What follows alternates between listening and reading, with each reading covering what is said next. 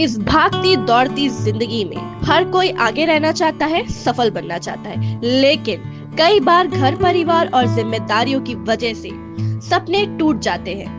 अगर आप काम में व्यस्त हो और बच्चों को संभालने के लिए आपको एक ऐसी जगह की तलाश हो जहां बच्चे की खाने पीने खेलने कूदने से लेकर उसकी बेसिक एजुकेशन एंड डिसिप्लिन का ख्याल रखा जाए, तो आज ही अपने बच्चे को Disney day care middle point में दाखिला कराएं।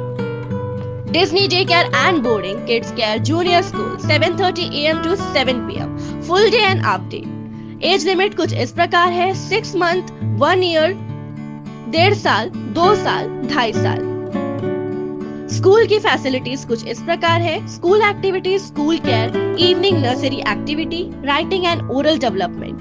For admission contact 9434266065, middle point, Shri Vijayapuram, Andaman.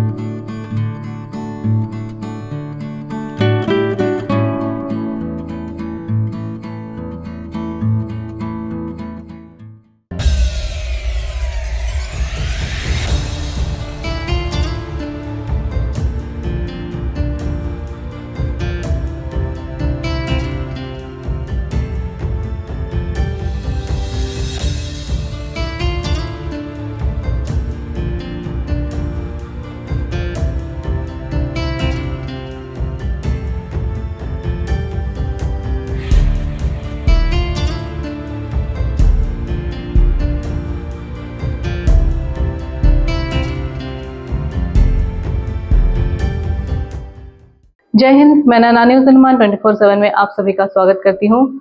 द्वीपों से जुड़े कुछ मुख्य समाचार। सबसे पहले headlines. Andaman and Nicobar police के पुलिस ट्रेनिंग स्कूल प्रोत्रापुर का नाम बदलकर Netaji Subhash Chandra Bose police training institute किया गया।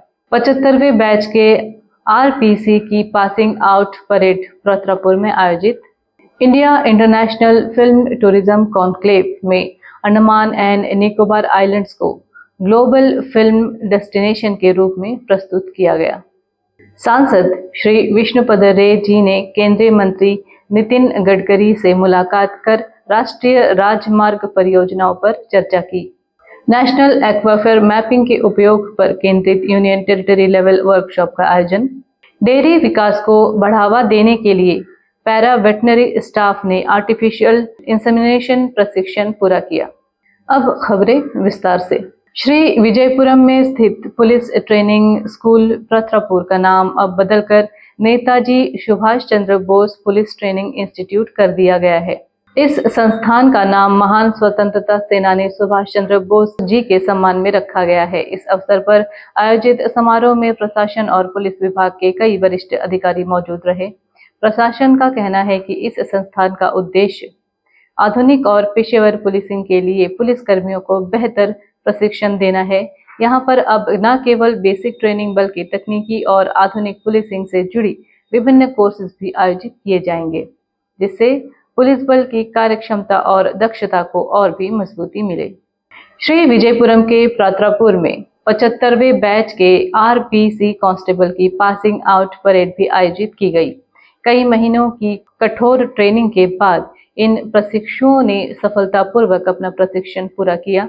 समारोह के दौरान अधिकारियों ने परेड का निरीक्षण किया और उत्कृष्ट प्रदर्शन करने वाले प्रशिक्षुओं को सम्मानित भी किया।